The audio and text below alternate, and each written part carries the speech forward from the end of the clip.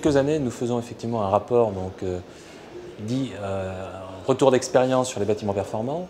Dans le cadre de ce rapport, nous avons identifié par des audits sur le terrain, de nombreuses opérations sur l'ensemble du territoire national, des problèmes qui sont nouveaux par rapport aux pathologies anciennes. Donc il n'y en a pas plus, il n'y en a pas moins, mais ils sont nouveaux.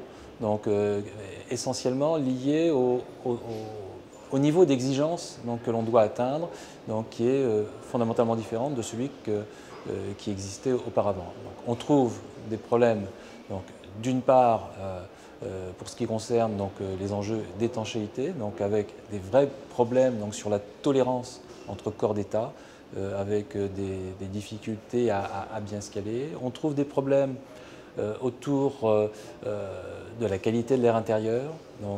Les enjeux d'étanchéité font qu'on n'a plus les mêmes dispositifs de ventilation à l'intérieur du bâtiment.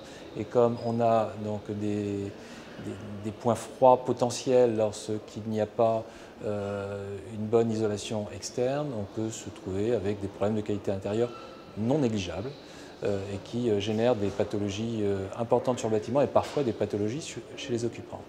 On trouve aussi un certain nombre de problèmes que je qualifierais de synthèse entre corps d'État, des difficultés à se coordonner dans l'action, et on a eu l'occasion de voir des montages un petit peu particuliers d'équipements parce qu'on n'avait pas intégré la mise en place de tel ou tel équipement lorsqu'il y a eu le travail d'isolation par l'intérieur ou le travail d'autres corps d'État. Vous avez évoqué le chauffage aussi. Et puis, quatrième sujet, effectivement, les enjeux de surdimensionnement.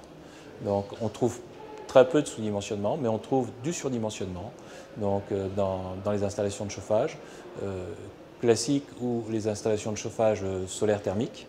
Et c'est avec un certain nombre de personnes qui se disent dimensionnant plutôt grand que petit, sans se préoccuper des enjeux de calage du rendement de l'installation, avec du coup une accélération du vieillissement des équipements et avec des dégradations qui peuvent générer des pathologies importantes sur le reste du bâtiment.